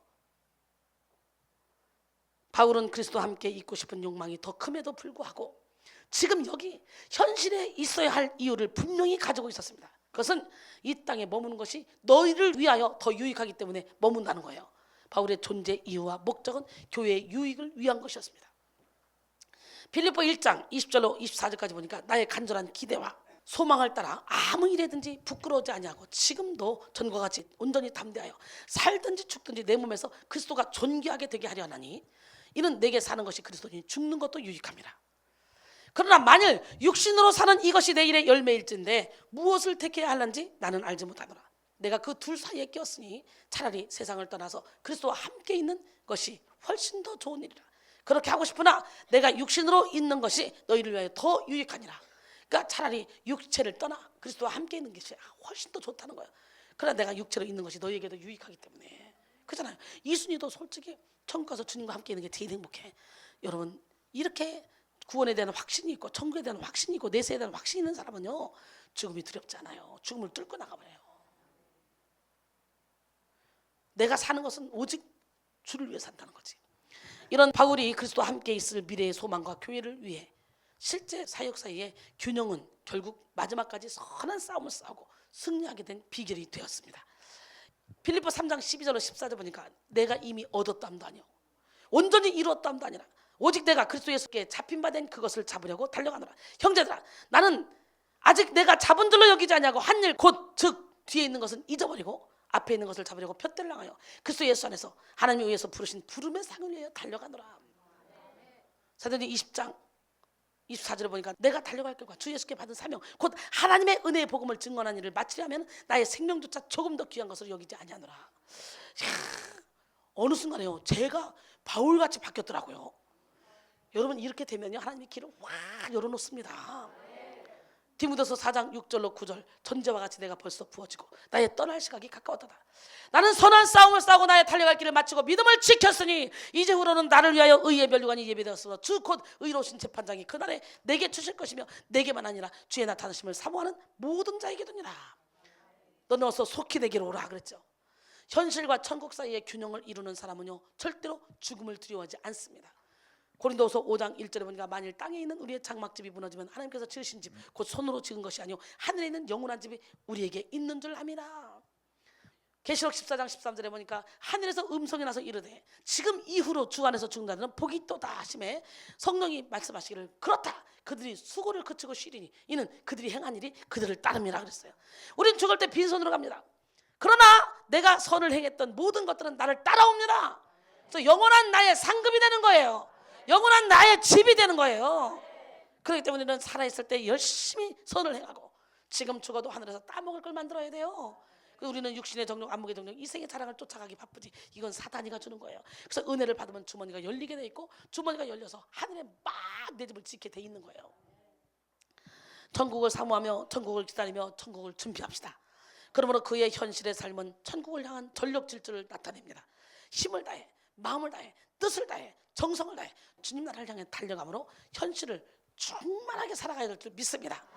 그러니까 현실과 천국 사이의 균형을 이루는 여러분 모두가 돼야 돼요. 나는 천국 갈 거니까 대충 살다가 빨리 시간 때우고 빨리 죽고 가야지 이게 아니에요. 주님 오시려면 기다리다가 아무것도 안 하고 기도만 한 거 그것도 아니에요. 현실에서 최선을 다해서 선한 일을 해야 되고 선을 베풀어야 되고 열심히 일을 하고 살아야 돼요. 다섯째로 비움과 채움의 균형을 이루어야 돼요. 너무도 많은 사람들이요 비우지는 않으면서 자꾸 채워달라고 하는 거예요. 하나님 주세요 주세요 주세요. 그러다 보니까 어떻게 해요? 이 쓰레기가 가득 차있는 이 그릇에 하나님이 아무리 채워도 뭘 채울 수 있겠어요? 채워도 채워지지 않아요. 이미 다른 것으로 가득 채워졌기 때문에. 이만큼 비우면 주님이 이만큼 채울 수 있죠. 근데 이만큼 채우면 어떻게 돼? 섞이죠. 쓰레기가 돼 같이. 내가 비우는 만큼 빛이 점점점 강해지겠죠. 완전히 비웠을 때 싹 바뀌는 거예요. 먹물이 여기 조금이라도 남아있죠. 여기 아무리 생수를 담아도 먹물이 되는 거예요. 계속적으로 생수를 쏟아버리면 어느 순간에 먹물이 싹 씻겨 그 컵까지 깨끗이 씻겨버리고 그리고 거기에 쫙 생수만 채워져 있는 거지. 그래서 자꾸만 기름 부음을 받아야 되는 거예요. 자꾸만 성령의 충만함을 받아야 되는 거예요. 자꾸만 예배 시간에 예배를 드리면서 비워야 되는 거예요. 옆 사람 바로 우리 죽읍시다. 깨집시다. 부서집시다. 무너집시다. 아멘. 부서져야 하리 무너져야 하리 깨져야 하리 깨끗이 씻겨야 하리 다 버리고 다 고치고 다 버리고 다 고치고 겸손히 낮아져도 주 앞에서 정결타고 자랑치 못할 거예요. 부서져야 하리 무너져야 하리 깨져야 하리 깨끗이 씻겨야 하리. 이 시간 다가온 여러분의 모습을 바라볼 수 있는가요? 빛이 없어도 환하게 다가오시는 그 주님은요, 이 시간에 말씀하셔요. 내가 너를 사랑해. 항상 내가 네 앞에 있어. 시편 기자가 말하잖아요. 내가 내 앞에 계신 주를 배웠으며 그가 항상 내 오른편에 계심으로 내가 어떻게 요동하지 않냐리라. 할렐루야. 시편 16편 8절은 그렇게 말씀하십니다. 오늘 기적의 하나님, 능력의 하나님, 살아계신 하나님, 그 하나님을 온몸으로 체험합시다. 바로 이 시간 다가온 주님의 이름을 부를 수 있는가요? 뜨거운 사랑을 느끼면서 부를 수 있는가요?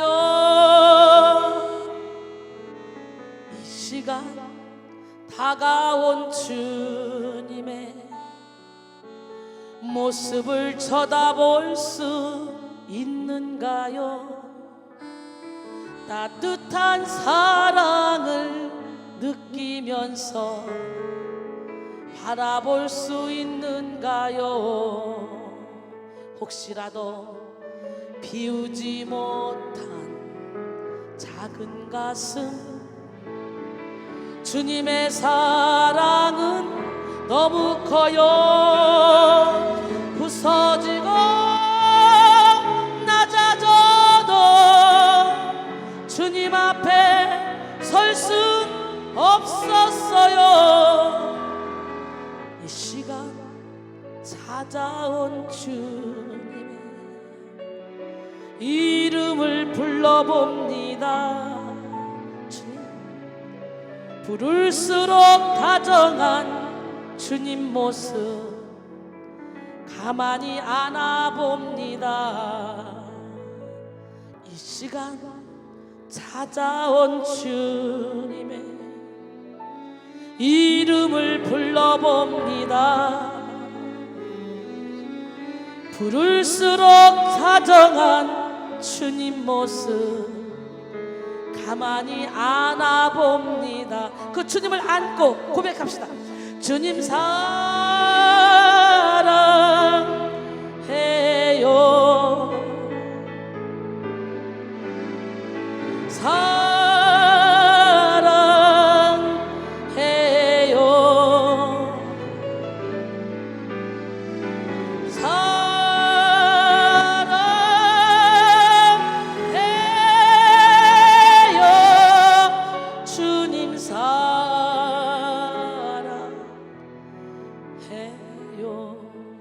주님 감사해요. 주님 감사해요.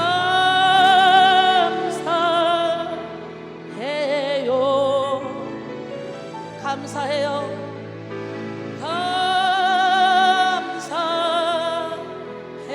감사해요. 감사해요. 주님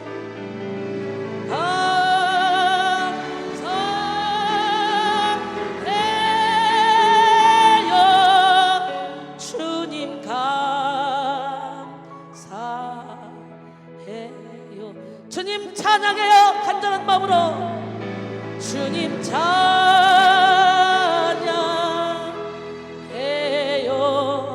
찬양해요. 찬양해요.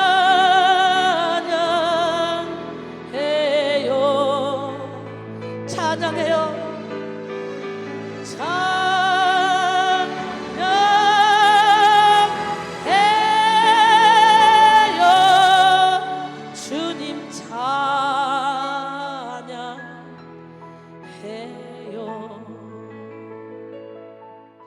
그리스도 안에서 우리는 우리의 자아를 비워야 됩니다. 욕심과 제약된 우리의 모습들을 다 비워야 됩니다. 그리고 비운 후에는 하나님의 사랑과 그리스도의 구속의 은혜로 가득가득 채워야 됩니다. 우리는 이 비움과 채움의 균형을 이루어야 되는데 오늘날 이 심각하게 비우지는 않고 자꾸 능력만 달라고 채우기만 하니까 여기서 양심 역사가 일어나고 문제가 일어나는 거예요. 비우지 않고는 우리 안에 하나님의 사랑과 주님의 은혜가 채워지지 않습니다. 또한 비우기만 하고 채워지지 않은 심령에는 하나님의 기쁨이 깃들이지 않습니다. 사도 바울은 자기가 가지고 있고 누리고 있던 모든 것을 배설물로 여기면서 어떻게든지 예수님의 눈에 발견되려고 했어요. 저 역시 마찬가지입니다.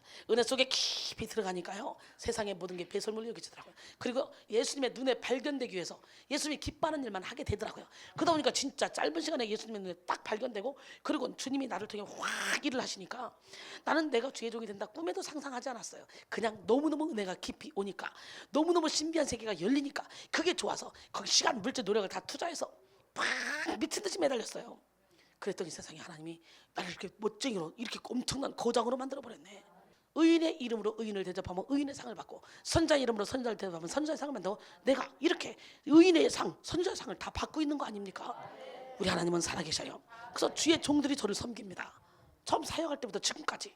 멋쟁이 하나님, 기적의 하나님은 오늘 이 시간에 불꽃 같은 눈동자로 여러분을 지켜보고 계십니다. 깨지라는 거예요, 부서지라는 거예요, 무너지라는 거예요. 인생의 문제는 깨달음의 문제입니다.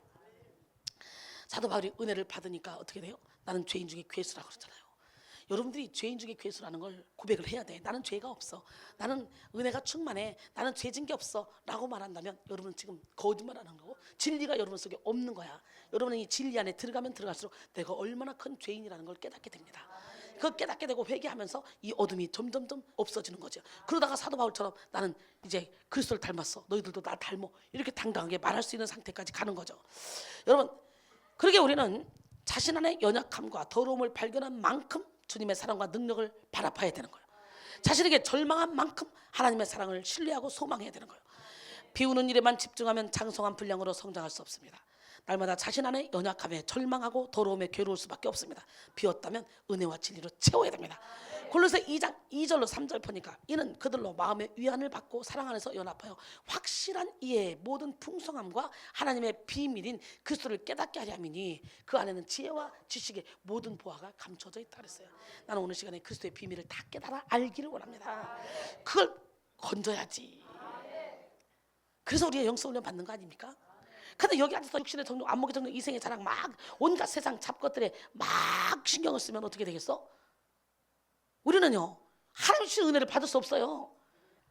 우리가 비우지 못하면요, 어떻게 되냐? 일곱 귀신 데리고 들어와. 이전 형편보다 더 심하대. 그래서 어설프게 죽기 사역받지. 그리고 이 치료 끝까지 못 받고 건드려만 넣지 더 심각해지는 거예요. 그 다음에 여섯째로 이성과 감성의 균형을 이루어야 돼요.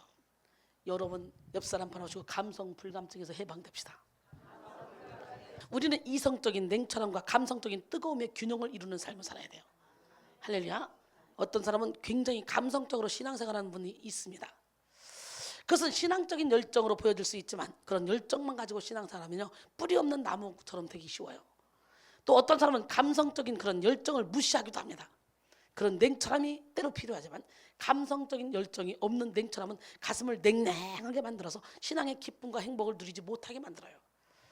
우리는 우리의 생각과 감성을 오직 하나님의 공간으로 만들어야 돼요. 그래서 설교하는 설교가들도요, 이성과 감성의 균형을 이루어야 돼. 어느 사람은 그냥 지식이 있어가지고 따다다다다다다 말씀을 보면 말씀이 너무나 완벽하게 짜여졌는데 막 좋다, 참 좋다. 근데 마음이 움직여지지 않는 사람이 있어요. 근데 말씀은 별로 아닌 것 같은데 막 마음이 찢어지고 막 움직여지는 사람이 있어요. 그죠? 근데 이게 같이 섞어져야 돼. 같이 이성과 감성의 균형을 이룰 수 있기 위해서는 말씀과 내가 감성적인 사람이면 이 감성을 전달할 수 있다. 여러분, 우리 하나님은 누구 하나님? 먼저 우리는 우리의 이성을 하나님의 공간으로 만들어야 돼요. 인간은 생각하는 존재입니다. 생각할 수 있다는 것이 축복이죠. 하지만 동시에 생각을 지켜야 하기 때문에 뭐 해야 되기 때문에? 그렇기 때문에 책임이기도 합니다. 악한 영들은 거듭나지 않은 우리의 생각을 사로잡아서 그들의 요새로 삼고 생각의 배후에서 숨어서 생각을 조종하며 어둠의 일들을 막 행합니다. 우리는 귀신이 십자가에 못 박히지 않은 우리의 생각들과 선결되지 않은 우리의 마음가짐 속에 숨어서 일한다는 사실을 기억해야 돼요. 그러나 많은 사람들이 자신의 견고한 생각의 틀을 깨지 못해. 그래서 자기 생각 안에서 예배하고 자기 생각 안에서 말씀 듣고 자기 생각 안에서 기도하고 자기 생각 안에서 헌신하기 때문에 삶의 변화를 느끼지 못하는 거예요. 우리는 우리의 생각을 내려놓고 우리의 지식, 상식, 논리를 뛰어넘는 하나님의 생각으로 가득 채워야 됩니다. 할렐루야! 이사야 55장 6절로 9절 보니까 너희는 여호와를 만날 때 찾으라. 가까이 계실 때 그를 부르라. 악인은 그 길을 불의한 자는 그 생각을 버리고 여호와께로 돌아오라. 그리하면 그가 긍휼히 여기시리라. 우리 하나님께로 돌아오라. 그가 너그럽게 용서하시리라. 이는 내 생각이 너희 생각과 다르며 내 길은 너희 길과 다름이니라. 여호와의 말씀이니라. 이는 하늘이 땅보다 높음 같이 내 길은 너희 길보다 높으며 내 생각은 너희 생각보다 높음이니라. 할렐루야. 우리에게는 우리의 생각의 방에 누구를 초대할지를 결정할 수 있는 자유의지가 있습니다. 그러니까 우리의 생각을 성령이 지배하면 거룩하고 고상하며 아름다운 생각이 우리를 가득 채우게 되겠죠. 뿐만 아니라 독창적인 생각을 하게 돼서 직장에서나 학문에서나 사업장에서나 뛰어난 업적을 이루게 됩니다. 하지만 우리의 생각을 어둠의 영이 지배하게 되면 시기, 미움, 다툼, 질투, 혈기, 원망, 불평, 짜증, 교만, 막 우리 이 어두운 것들이, 불신앙 이런 것들이 우리를 장악하게 되고 우리 자신도 모르는 사이에 죄를 향해 막 달려가게 되죠. 그래서 우리는 어떻게 우리의 모든 생각을 사로잡아 주님께 올려드릴 때 우리를 묶고 있는 모든 결박들이 풀어진다는 걸 깨달아야 될 줄 믿습니다. 우리는 우리의 모든 생각을 사로잡아 그리스도에 복종시켜야 돼요. 그런데 생각이 자신도 모르게 이루어지는 거잖아요. 그렇기 때문에 쉽지가 않죠. 나쁜 생각해야지, 부정적인 생각해야지 하고 결단하고 생각하는 사람은 하나도 없을 거예요. 저절로 와, 저절로. 그치?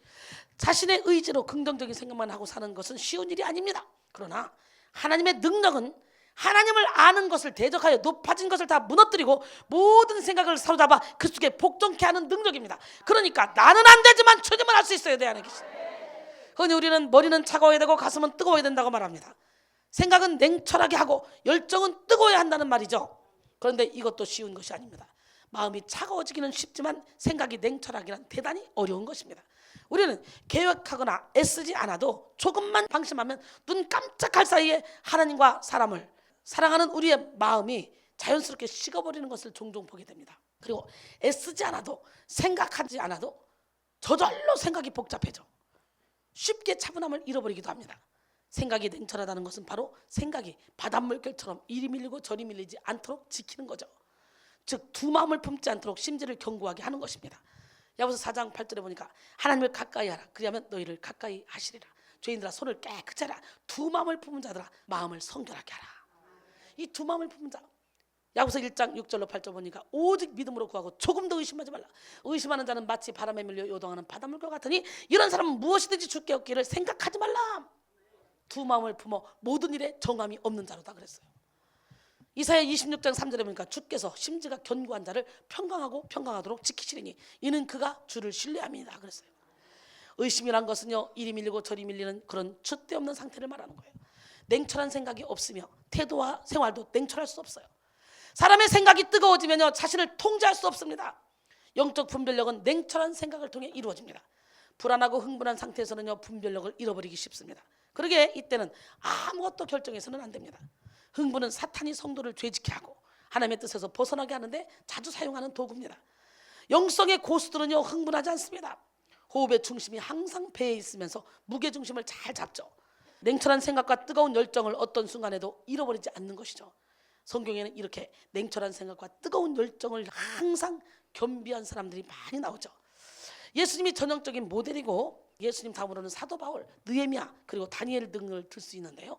우리는 냉철한 생각과 뜨거운 열정의 균형을 이루는 삶을 살아야 됩니다. 이성과 감성의 균형을 이루는 여러분 모두가 되기를 소원합니다. 예, 잘 흥분하지 않아. 냉철한 생각과 뜨거운 열정을 가진 사람들. 7번째로 생각과 행동의 균형을 갖춰야 돼요. 뭐를? 어떤 일을 함에 있어 깊이 생각만 하고 실천에 옮기는 것을 주저한다면 성공할 수 없습니다. 반대로 생각을 하지 않고 너무 쉽게 행동에 옮기면 자주 실수를 하게 되죠. 우리는 생각과 행동의 균형을 갖춰야 돼요. 생각과 행동의 균형을 갖추기 위해서는요 주님을 전적으로 신뢰하는 그런 믿음이 필요합니다. 믿음으로 긍정적으로 생각하고 믿음으로 용기 있게 행동해야 돼요. 메가더 장군은요 그의 75번째 생일 축하 석상에서 이런 말을 했다 그래요. 젊음은 전적으로 삶을 살아온 시간의 문제가 아니라 마음의 문제다. 뭐의 문제? 마음의 문제. 그것은 의지가 어떠한가를 보여주는 일정의 기질이며 상상력의 특성이며 감정의 활력 정도를 말하는 것이다. 사람들은 수많은 나날들을 살아왔다고 해서 늙은 것이 아니라 품고 있었던 이상이 메말라 버리기 때문에 날 늙은 것이다. 당신은 당신의 신념만큼 젊은 것이고 당신의 의심만큼 늙은 것이다. 확신만큼 젊은 것이고 두려움만큼 늙은 것이다. 가슴속에 품고 있는 희망의 정도에 따라 젊음을 간직하는 것이다.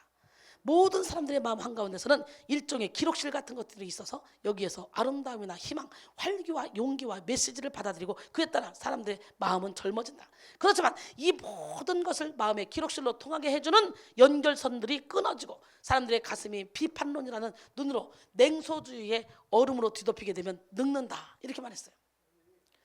이 시간 여러분 모두에게 예수님처럼 생각하고 예수님처럼 행동할 수 있는 그런 능력이 임하기를 원합니다. 여러분의 품은 뜻이 주님의 뜻과 같이 되기를 원합니다.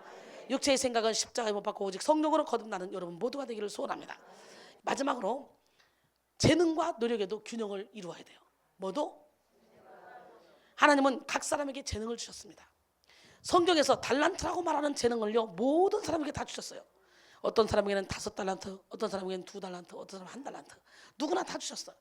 어떤 재능이고 얼마만큼의 재능인지는 차이가 있지만 모든 사람에게 다 주셨어. 그러나 그 재능만 믿고 노력을 하지 않으면 그 재능을 활용할 수가 없잖아요. 아무리 적은 달란트를 받았다 할지라도 우리는 노력하고 최선을 다해서 남겨야 됩니다. 할렐루야. 노트르담의 박물관에 천재 화가였던 렘브란트의 그림 2점이 걸려 있다고 그래요. 하나는 렘브란트가 무명실에 그린 그림으로 그의 천재성이나 소질을 전혀 엿볼 수 없는 조잡하고 보잘것없는 것. 그리고 바로 그 옆에는 렘브란트의 명작이 걸려 있습니다. 그것은 엄청난 가치를 가진 것으로 평가받습니다.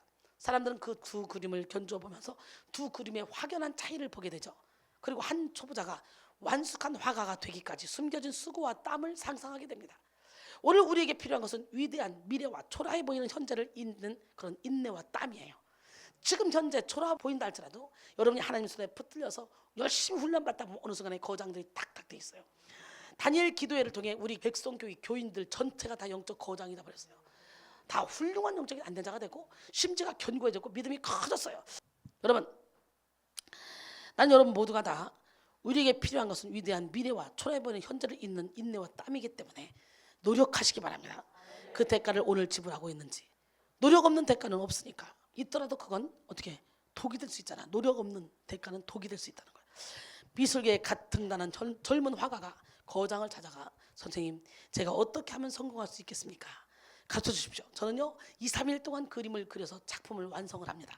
그러나 이것이 팔리기까지는요 2-3년이 걸립니다. 목구멍이 포도청이야? 네. 그렇게 얘기하니까 이 거장이 말합니다. 청년의 어깨를 두드리면서 이렇게 말합니다. 자네 그것은 아무것도 아니라네. 한 폭의 그림을 2-3년 동안 그려봐. 그리고 나서 그 그림을 팔면 2-3일 만에 팔릴 것이래. 그 얘기 뭐예요? 정성을 그려서 멋있는 그림을 그려서 내놓으라는 거예요. 바로 팔린다는 거지. 에디슨이 말했어요. 천재는 99%의 노력과 1%의 영감으로 만들어진다고. 여러분이 가진 달란트가 한 달란트에 불과할지라도 99%의 노력을 하면 천재와 같은 삶을 살 수 있습니다. 재능과 노력의 균형을 이루는 여러분 모두가 되기를 바랍니다. 균형의 영성을 소유하여 대나무처럼 퀀텀 리프하기를 원합니다. 대나무에 대해서 모르는 분이 계셔서 제가 예화를 하나 들은데요. 그리고 말씀을 마치려고 합니다. 농부는 대나무 씨를 뿌리고 물과 거름을 주고 정성껏 관심을 쏟으며 한 해를 기다립니다. 그러나 1년 동안 대나무는 아무런 변화가 없어요. 씨를 뿌렸는데 보이지 않는 싹을 바라며 농부는 또 한 해를 또 기다립니다. 그런데 아무런 변화가 없어요. 3년째 되자 고개를 슬쩍 내물은 죽순 30cm. 그러나 넷째 해가 돼도 여전히 30cm 그대로 있어요. 에이 때려쳐버려. 이 대나무가 왜 이렇게 자라지 않는 거야? 엎어버려. 도대체 언제 자라지? 언제 높은 하늘에 닿을 수 있지? 4년의 노력과 인내가 고작 30cm일 뿐이에요. 여기서 포기하면 안 돼요. 혹시 여러분의 인생도 고작 30cm라는 생각이 들지는 않습니까? 여러분의 삶의 변화가 느리다고 낙심하고 계시지 않습니까? 그러나 여러분이 모르는 한 가지 사실이 있습니다. 4년 동안 고작 30cm 자란 대나무는요 5년째 되는 해, 그 해부터요 폭발적인 성장, 퀀텀 리프를 한다고 그래요. 우리 하나님, 멋쟁이 하나님, 누구 하나님? 그 하나님은 살아계십니다. 예. 대나무의 마디마디마다 생장점이 있어서 하루에 무려 1m까지 자란대요. 놀래보시죠. 4년 동안 고작 30cm밖에 자라지 못한 대나무는 5년째 되는 해부터요 막 폭발적인 성장, 이걸 보면 퀀텀 리프 한다는데 폭발적인 성장을 한다 그래요. 나는 여러분이 막 다니엘 기도회를 통해 폭발적인 성장을 한 줄 믿습니다. 대나무의 마디마디마다 생장점이 있어서 하루에 무려 1m 가까이 자라며 대나무의 1시간 길이 생장 속도는요 소나무 30년의 길이 생장에 해당한다 그래요. 야, 폭발적으로 성장하는 거예요. 퀀텀 리프가 가능했던 이유는 5년간의 뿌리내림이 있었기 때문이라고 하잖아요. 그렇기 때문에 여러분 뭐 별로 성장한 것 같지도 않네 싶어도 꾸준히 오다 보면 가랑비에 옷 젖는 줄 모르고 착착착착 기름을 받게 되는 거예요. 어느 순간에 폭풍 성장하게 되는 역사가 일어나. 할렐루야. 그래서 뭐예요? 5년 동안 뿌리내림이 있는데 눈에 보이지 않는 땅 속에서 서로 얽히고 설켜 집안을 움켜쥐듯 자란 뿌리가 있었기 때문에 마디마디마다 성장할 수 있었고, 따라서 강한 비바람도 이기는 그런 유연한 줄기를 뻗어 올려 어느새 저 하늘 끝에 닿을 만큼 자라난 대나무를 만든 것입니다. 지금 우리의 모습이 눈에 보이는 고작 죽순 30cm? 아니, 몇 년 됐는데도 전혀 새싹도 안 나와. 포기해버려. 난 아무것도 아닌 것 같아. 아니라니까. 1년 2년 지나 4년째 30cm? 에이 때려쳐. 아니라니까. 5년 인내해봐. 기다려봐. 팍 뚫고 나와 성장하는 역사가 일어나. 하나님은 우리 내면 깊은 곳에 가장 중요한 믿음의 뿌리를 내리도록 우리를 위해 쉬지 않고 일하고 계십니다. 연약한 우리는 시시때때로 좌절하고 넘어지지만 하나님의 사랑과 우리를 향한 계획에는 변함이 없으십니다. 사랑하는 성도 여러분, 우로나 좌로나 치우치지 않는 균형의 영성을 겸비합시다. 결국은 오늘 본문에 나오는 여호수아는 좌로나 우로나 치우치지 말라는 하나님의 말씀을 붙잡고 살았기에 결국은 쫙 말씀대로 살다가 가나안 땅에 가서 정복했잖아요. 예, 말씀과 기도의 균형, 지성과 영성의 균형, 하나님 사랑과 이웃 사랑의 균형, 현실과 천국의 균형, 비움과 체험의 균형, 이성과 감성의 균형, 생각과 행동의 균형, 그리고 재능과 노력의 균형을 이룹시다. 말씀에 기초한 균형 있는 영성을 소유함으로 끝까지 승리하는 우리 모두가 됩시다. 하나님은 당신을 사랑하십니다. 하나님은 살아계십니다.